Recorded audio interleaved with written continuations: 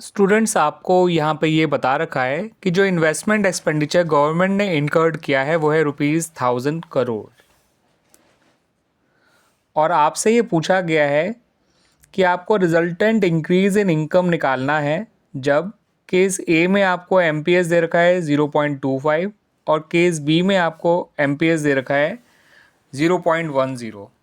आपको दोनों ही केस में इंक्रीज इन इनकम निकाल के बताना है और आपको ये भी बताना है कि किस केस में इंक्रीज इन इनकम ज़्यादा होगा, कि जब एमपीएस 0.25 था तब या फिर जब एमपीएस 0.10 था तब।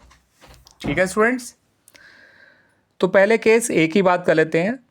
एमपीएस यानी मार्जिनल प्रोपेंसिटी टू सेव, इसकी हेल्प से पहले आप मल्टीप्लायर निकाल लीजिए। मल्टीप्लायर का फॉर्मूला होता है 1/MPS, यानी कि 1/0.25, ये निकल कर आएगा 4। और मल्टीप्लायर का ही दूसरा फॉर्मूला होता है change in income divided by change in investment. Multiplier की जगह 4 लिखिए, चेंज इन इनकम को चेंज इन इनकम ही रहने दीजिए, चेंज इन इन्वेस्टमेंट की जगह 1000 लिख दीजिए। इससे आपको चेंज इन इनकम मिलेगा ₹4000 करोड़।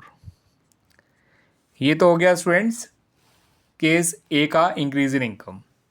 अब यही काम आपको केस बी के लिए करना है। पहले के निकालना है 1/MPS का फॉर्मूला यूज़ करके और 1/0.10, ये आ जाएगा 10।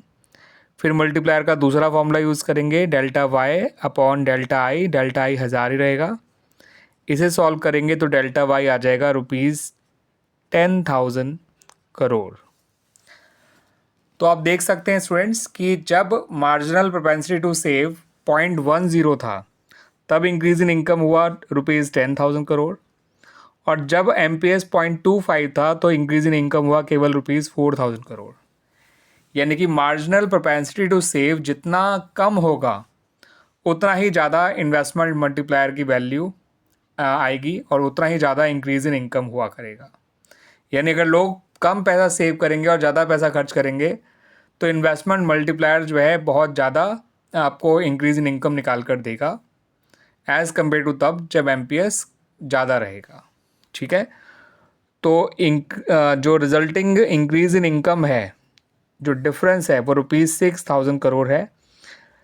6000 करोड़ का ज़्यादा इंक्रीज इन इनकम हुआ है एज़ कम्पेयर टू जब एमपीएस 0.10 है, ठीक है, और जब वो 0.25 था।